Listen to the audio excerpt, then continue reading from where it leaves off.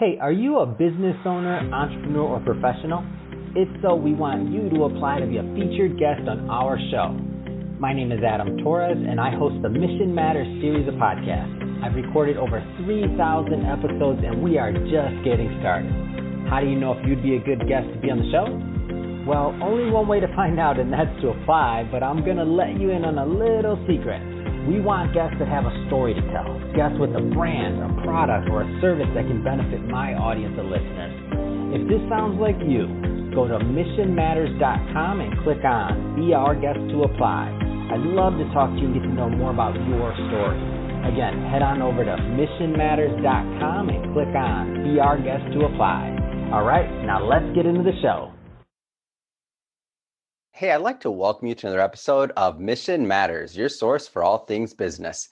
My name is Adam Torres. You can follow me on Instagram at Ask Adam Torres. And if you'd like to be on the show, head on over to missionmatters.com and click on Be Our Guest to apply. All right, so today I have Loren Merkle on the line, and he's founder over at Merkle Retirement Planning. Loren, welcome to the show. Thanks, Adam. It's great to be here. Oh, man. So I'm excited to talk to you today. So we have a lot to cover. And one of the big things that I want to talk about is this unique niche that you have at Merkle and your area of focus in your practice, because I think you're doing something special over there.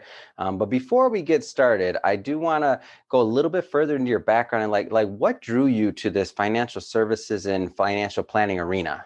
Yeah, that's a great question. What I can remember, as far back as I can remember, I've always had this thought of money. What is money? How does money really work? You know, to me, we grew up without a lot of money. So it's always very elusive and very mysterious. And so as long as I can remember, I just wanted to learn more about money, how you gathered money, how you saved money. My parents did a really good job of teaching me the value of hard work and the discipline of saving money. But now it's a matter of, and that kind of got me hooked, but then where do we go from there?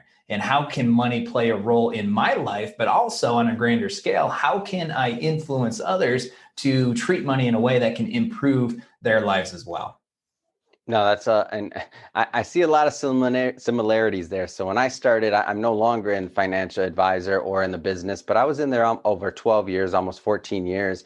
And I remember a lot of the reasons that drew me to the industry were the same things. When I was young, I was the guy with the business, the little this, the that, always trying to figure things out, like the baseball cards. I mean, you name it. So I get it. It's just this attraction of money and then kind of finding out how it works. So I know there's some people out there that maybe they're not as far along in your career and they maybe fall in that category too. Like they're curious, maybe they're thinking of a career in financial services. They don't know. What kind of advice would you give to some of those people out there that are watching? I'd say continuously learn. Continue to do your research. When I started, the internet was just getting going. So there wasn't a lot of information that was out there. I was at the library. I was reading books. I remember my freshman year in college, one of my best friends, he was a little bit older than me, and he had very similar interests about money, of trying to learn and trying to figure out ways to have money work for you as opposed to working harder for your money. There's certainly a combination that goes with that, but you want your money to work hard for you as well. And he was talking to me about this thing called a mutual fund. And it's the first time I ever heard of it, freshman in college, and nobody's ever talked to me about how to invest money. We didn't learn that kind of stuff in high school. We hadn't approached that kind of stuff in college at that point. So he's talked to me about this, and I said, I got to learn more. So it's really, you have to take that upon yourself, because you're not going to get this type of information or this type of education through your high school years or even your college years.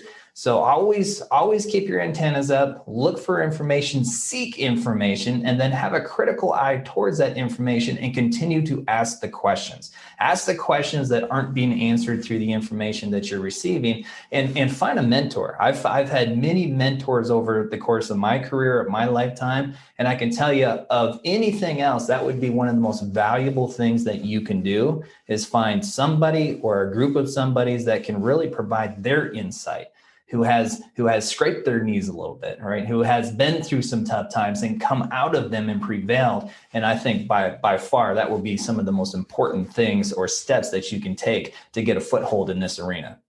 Yeah, I think it's great advice, and I see. I mean, I see you're sitting in that nice, big, beautiful studio over there. I mean, what are some of the ways that you, not just for people that are thinking about the industry, but investors and other people that just want to learn about money and finances? Like, what are some of the ways that you find are helpful mediums? Because I was like you, I used to go to the library, and I used to like, we're dating ourselves, right? The youngins right now Yeah. listening are like, the library, what's on your phone? Yeah, it didn't used to be on your phone. Thank you. It Right. is now.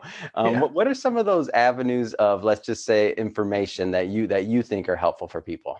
Yeah, where I go to learn a lot of information about me is through professional designation books. Mm, So again, old school, right? You can't teach an old dog new tricks, but you really can. But books are really helpful.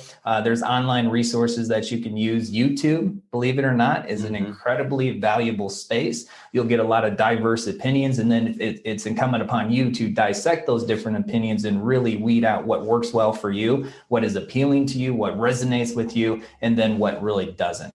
So there's a lot of those different types of resources. I would say all of them. Mm. So use the hard copies, audiobooks. I listen to a ton of audiobooks. When I'm working out, I'm not listening to this high beat music. I'm listening to audiobooks of people who have been very successful in all genres. And I can apply their wisdoms to my life, my business, my career, and in a very meaningful way that's particular to me. Fantastic. So I know you've been in the industry for a while now. Obviously, your firm, a lot of clients. I mean, when did you know? Like, when did you know that this whole financial services and being a planner, when did you know that that would really be your calling and something you'd stick with?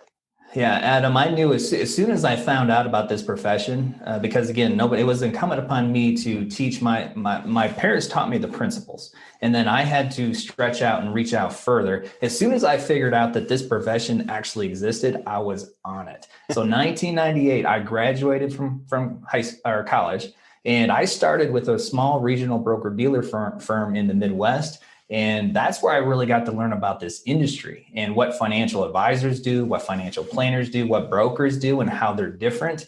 And then where my space really fits within this industry. So as soon as I figured out that there was such a thing as a financial planner, I knew based on all the previous education, all my previous experiences, that's what I had to do. That's awesome. So I want to spend a little, and so you've obviously, and I keep on going back to education here because you've done some other things that are unique in your career that I do want to highlight. So, I mean, you have your CFP, so Certified Financial Planner designation, CFF. I want to spend a little bit of time and kind of unwrap both of these because I wanted to, because some of the people watching may not have heard of one or the other, or they may not have heard of either. So tell us a little bit more about the CFP and what that process was like.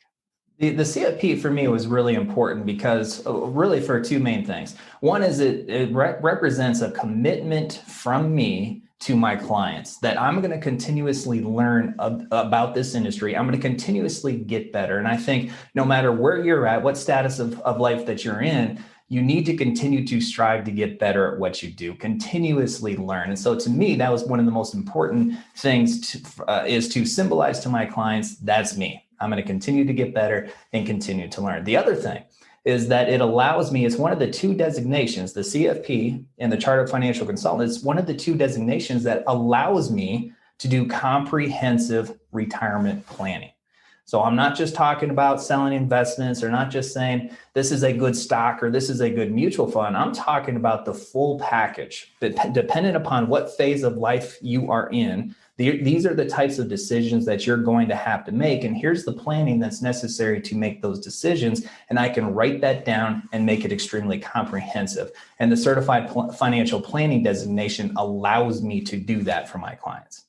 Yeah, and I remember going through that process. Geez, like it was the other day. It's a tough process. I think off the top of my head, and for anybody watching, you can leave some comments in the video or wherever you're watching this if I'm off. But I remember getting this big box of books, and if my memory serves me correct, over 11,000 pages of information from the Yeah. from the service that I ordered it from. I forgot the name, College of something, Financial Planning, maybe. I think that was it. College of Financial Planning is whose course I took. And it was over 11,000 pages. And I remember sitting there like looking as this financial advisor. I'd already been in the industry for quite some time. And I'm like, do I really want to do this? This is crazy. Right. Every night, every weekend for probably a year and a half. Of just studying to finally like go through that gauntlet of information. And it used to be, I don't know now, multi-day test. First day was like 8 hours. The second day was like 4 or 6. Like, I mean, this is years ago. I don't know what it is now, but it was just crazy. And I remember going through it, but I'll tell you what, going through all of that made it to where like I felt so much more confident about what I was doing for my clients. I mean, my heart was always there. And I don't think in the industry in general, like anybody has a bad heart. Like nobody's intentionally trying to do something wrong per se, but sometimes there's a lack of maybe information or knowledge because there's so much to know. So when I see like the designations or when I meet somebody like you who has gone through this challenge, it's really impressive to me because I know what it's like, first off. But number two, I know that you don't necessarily have to do it. It's not mandatory to work with clients. So it's definitely one of those things that you like when you go through that, it's just that much extra. Yeah, I think it's a good test of internal commitment. Is this really what you want to do? Because if this isn't what you want to do, if this is not where your heart is at, you're not going to get this exam because it is an extremely daunting process. It sounds like you and I probably took it about the same time. I know the process has changed now, but I took my test in 2004 and it was in Chicago. And you're right, it was the comprehensive exam was a full day and then a half a day the second day. And I remember sitting through that exam and your emotions are just going up. I feel really good about what I'm doing right now. And then your emotions are going down. I have no idea what they just asked me on that question. And then after that day and a half experience, I had to wait 6 weeks or 8 weeks. It was a long period of time with the suspense of knowing, did I pass? Did I fail? Because the proctors of the exam, and this is back when these exams were in person and you were writing, filling in the circles and the commentary through the exam. And the proctor was saying they intentionally designed this so about half of you are going to fail. Mm-hmm. And so about half of you are going to pass, about half of you are going to fail. So you have 6 to 8 weeks after that exam just to be in suspense of, do I have to go through this again or did I pass it the first time? Yeah, just pain. All I can say is pain, but well worth it. Because it's a test of commitment of are you really in this or are you not? Fantastic. So let's. I want the second designation that you hold that I'm aware of, the CFF. Now that's pretty unique. So I have. There's not that many of you guys out there holding that designation, and I think that maybe it's helpful to first off by explaining the designation and also going a little bit further into just what a fiduciary is in general, because it's become a buzzword over the last couple of years, but not everybody kind of gets it. Yeah, not everybody really does because it is a newer type of buzzword, but I think it's really important. It's especially important for what it is that I do for my clients to know that I'm legally obligated to do what's in their best interest, because there's two different ways that an advisor can work within this industry. One is through the suitability way, and one is through the fiduciary way. And the suitability way is you're not legally obligated to do what's in their best interest. You're just legally obligated to do what is suitable for them. So this particular recommendation could be suitable, but also this one, and this one could be suitable. Underneath the fiduciary standard, it's much more stringent, where I have to do what is in their best interest and keep my interest out of it. So like you probably did, Adam, and like a lot of advisors do, our interest should be in help making the decisions, help our clients make the best decisions for them. But this certified financial fiduciary designation just tells people that that is what I am legally obligated to work by and to work underneath that type of designation. So for me, it was important to go through that process and really understand all the different nuances that apply to a fiduciary type of standard, and then make sure everybody understands that this is how my firm operates. This is how I operate when we create their written retirement plans. So we've been talking a lot about planning. I do want to also maybe educate the audience on some of the different types of planning, because I know there's accumulation planners and then there's other types of planners. So let's go a little bit further into just different types of planning. Yeah, there's different type of planning, and I think it's rather intuitive because there's different phases of our lives. If we just think about the different phases of our life, when we're in the accumulation phase, If I just think back to my life, we graduate high school, we go on to college maybe, or maybe we go directly to work. You might want to start a family, get married, have some kids, buy a house, get the kids off to their next step, whether that's college or out of the house to working. I mean, there's all these different things that go through the different phases of our life, which require us to make different types of decisions. And there's a lot of financial activity that takes place with those different types of decisions. And so therefore, the planning that is necessary to help make those decisions in a really confident and smart way is going to be unique as well. So there's a lot of advisors who fit on the accumulation phase, and they help people through that type of phase and those types of decisions in that phase of their life. Where we've chosen to focus, and I knew this really early on within my career as well, is that there's a really niche opportunity within the retirement planning phase. So the retirement planning phase is now you've been working for 30 to 40 years, and you're getting to that point in time where you want to stop working at some point. And you're going to have to make some different types of decisions. You're at a different place of your life. And now the kids are gone and you're empty nesters and you're starting to evaluate, do I have enough saved to never have to work again and still have the lifestyle that I have grown accustomed to? And now there's a whole host of different decisions that you have to make, evaluate and make that you've never had to make before. What do you do with the 81 different Social Security decisions that you have? It's said that 70% of people are going to need some kind of long-term care between the age of 65 and when they pass. And long-term care is really expensive and it can disrupt retirement plans. So how do you make sure you're protected? How do you make sure that your surviving spouse is protected? When you do have your last day, how does whatever is left get transitioned to your charities, your loved ones in the most efficient way? That's the legacy planning aspect. All of these different decisions that you have to make are decisions you've never encountered before. And it's really important to have that comprehensive written retirement plan in place. And that's what we focus on. Yeah, and I think that the distinction is really important because like things that you mentioned, like long-term care, or things that you mentioned, like Social Security, like all these things are really unique to that age demographic, we'll say. And if you don't, I love the fact that you picked a niche, number one, because I mean, it's just in any profession, if you're working with a certain type of client, a certain subset, if you're specializing, then you just get better at it. Like Social Security alone, just that one little piece of the big financial planning spectrum can be very important, number one, of course, but number two, it's complicated. And it changes every year. So for someone to, specialize in everything across the board, it's just a really hard task to do everything well. It's just I'm not saying nobody can do it, but I mean, the amount of changes, the amount of data, the amount of it's just hard. So when you look at those challenges and when you look at you specializing in it, I mean, to me, it just makes sense.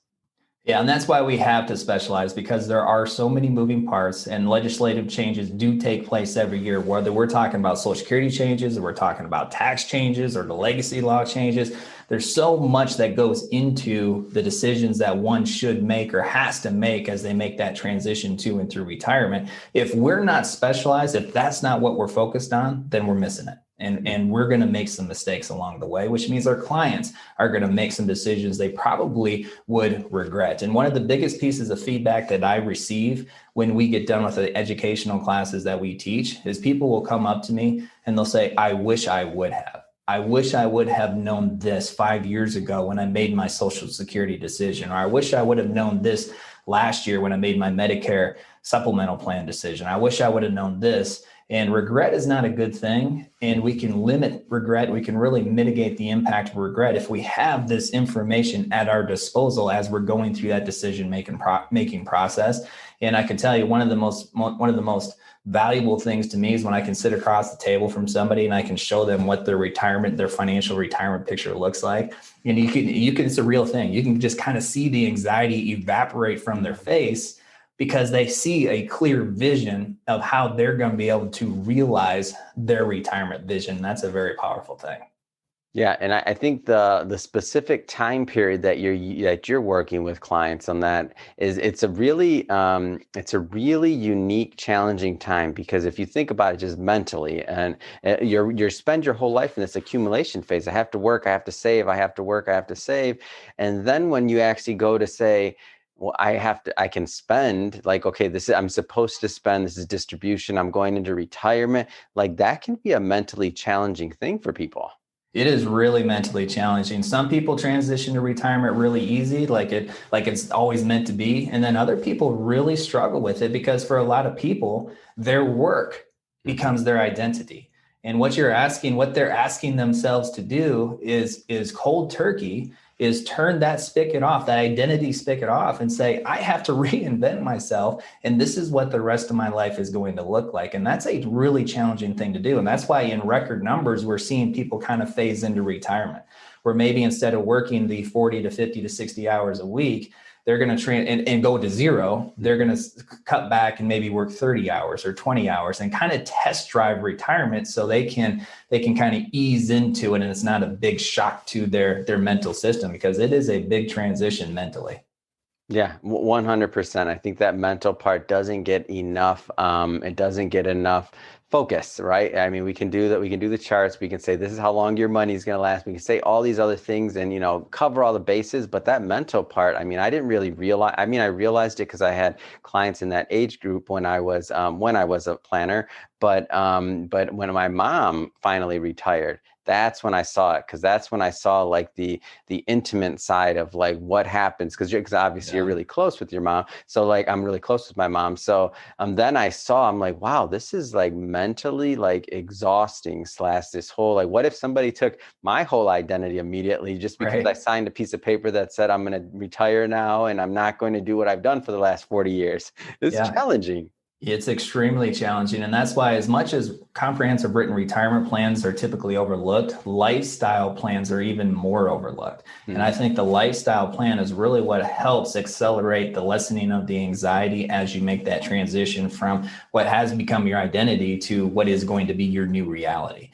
And so as a part of the comprehensive retirement, the financial aspect of it, what's your life going to look like? What are some of the new passions that you want to develop? What are some of the old passions that you want to revisit? You just never had the luxury of time to do while you were working that 40 to 60 hours a week, and putting some real thought, putting some ideas, some goals, some type of lifestyle plan on paper prior to making that leap is a really powerful thing for pre-retirees. Yeah, 100% agree with that. So now we've talked about a couple of the challenges. Are there any other challenges and I don't want to oversimplify this because I know everybody's situation is going to be unique out there. So we're not giving specific advice today. We definitely want you to go meet with your financial advisor. If you don't have one, financial planner, do that, find one. But are there any other like just themes or things that you see in your day-to-day? Because I mean, you live this, you're working with people that are nearing retirement every single day.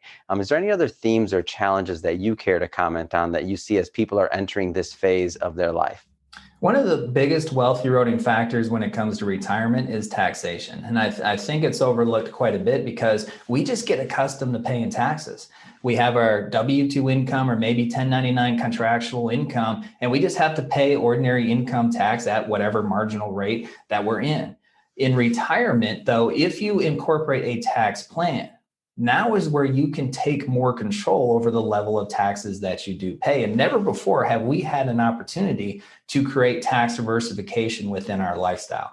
Back in the old days where we just had the 401k plan on the pre-tax side, I mean, the most important part is as this country was shifting from the pension era to the self-save era, the most important part was just put some money away. Put some money away for this point in time, 3 lifetimes down the road that seems like it'll never get here, where you're going to have to support yourself. That was priority number one. But now that that's been around for a while, we have other opportunities, retirement opportunities, where we can diversify from a tax standpoint and take real control and insulate ourselves from tax risk in retirement. So talking about and incorporating an effective tax plan within the overall retirement plan is something that we cannot ignore. And by doing so, people can save upward, depending upon their circumstances and their resources and their lifestyle, can save anywhere from tens of thousands of dollars over the course of their retirement to hundreds of thousands of dollars just by incorporating that tax plan. And it's one of the most overlooked aspects of retirement planning, and everybody should have a specific custom tax plan for them. Yeah, and that's again, and I just want to highlight this because you mentioned it once or twice, but I definitely wanted to stick out, is that there's really is a difference between comprehensive financial planning and just your typical financial planning. So some of the things that you've mentioned today, like comprehensive tax planning, right, and Social Security and all these other things. So I in the accumulation phase, I would argue that the investment side of accumulation, that's what gets the majority of the focus and the conversation while in investment meetings, which makes sense, right? Because you're not pulling out, you're not doing a lot of these other things. Or maybe if you're out there and you're just getting started saving, well, there's only so much you can do. Yeah, so there's not that much that goes into it, and that investment selection maybe becomes more crucial when you're in your early 20s of what that might look like long term. But as you get closer to this phase that you're working with clients in, this comprehensive approach, not saying that investments are ignored, of course. I mean, that's still on the forefront, a very important part, but all these other pieces become that much more crucial. Can you talk a little bit about that? Yeah, our conversations, and this is one of the things that I really like and how I know we're making a real meaningful impact for the families that we work with, is the conversations we're having are different. People, when the market's down, and by the way, we go through recessions on average every 5 years. So the market has gone down quite a bit, and it's going to go down quite a bit in the future. And it could go down 3, 4, 5 times within a retirement time frame as well. But when that happens, people are not calling us and saying, hey, what's going on with this crazy market? What's going on with their crazy portfolio? We are actually calling them and saying, hey, we had a plan for this. And we remind them of the last conversation that we had and said, the market's going to go down. Here's what's going to happen with your portfolio generally. Mm-hmm. And then here's some specific strategies that you can use when the market's down to take advantage of it. And so the way that our families think about market dips or recessions is completely different than the way they've thought about them ever before. They're actually seeing the opportunity, the advantage of taking advantage of a market dip. Because what we both know, what we all know, is the markets go up and the markets go down. They always have and they always will. Now it's a matter of having a plan in place to not only insulate yourself so your retirement doesn't blow up as the stock market blows up, but you can also take advantage of it as well. So we're not having the conversations of what's going on with this crazy market. I just took a call this morning from a client.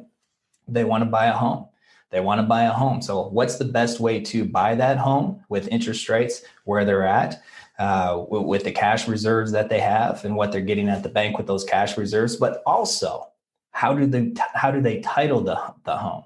Do they title it in one name? Do they title it jointly between both of them?